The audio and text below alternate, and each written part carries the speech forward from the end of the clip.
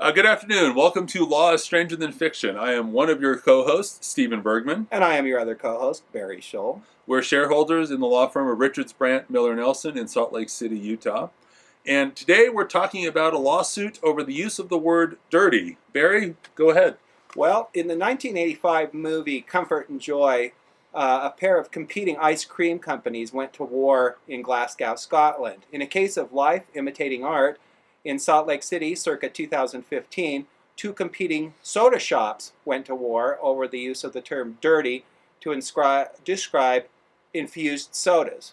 What is an infused soda? A very good question, Stephen. A dirty soda starts with a standard soft drink infused with additional ingredients, typically including coconut milk, copious amounts of sugar, cream, and other flavorings. One food blogger likened it to liquid cotton candy. And what is the size of these infused soft drinks, or these dirty or nasty or filthy beverages? They are sold in jugs as large as 64 ounces and going all the way down to the petite size, which I believe is 44 ounces.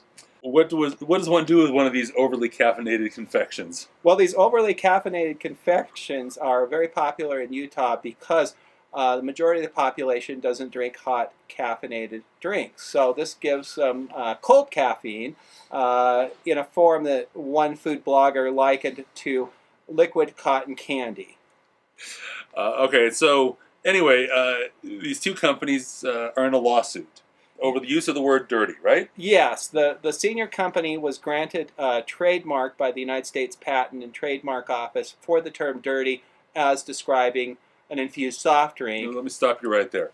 They got a trademark on the word dirty. They did indeed, much to the chagrin of their competitor. So now when they display it on their signs, does it say dirty TM or dirty with a little Dirty with a little R. Okay. More power to them. So. Exactly. So their junior competitor started using the term dirty as well, which spurred a lawsuit from the senior user of the dirty trademark over the use of that term, and also over infringement of their trade dress, which would have been their signage, the stores, the cups that they sold these infused sodas in. Well, when you say that, I mean, did the trademark holder claim that the alleged infringer was like copying the shape and size and font and things like that? I mean, what do you mean by trade dress? Trade dress could be all of those things. I think in this instance they specifically argued they were copying the look and the feel of the soda shops and the cups themselves, as well as the use of the term dirty to describe these soft drinks. Okay. So I know that in intellectual property lawsuits, typically the goal is to get an injunction, and often these suits end pretty quickly.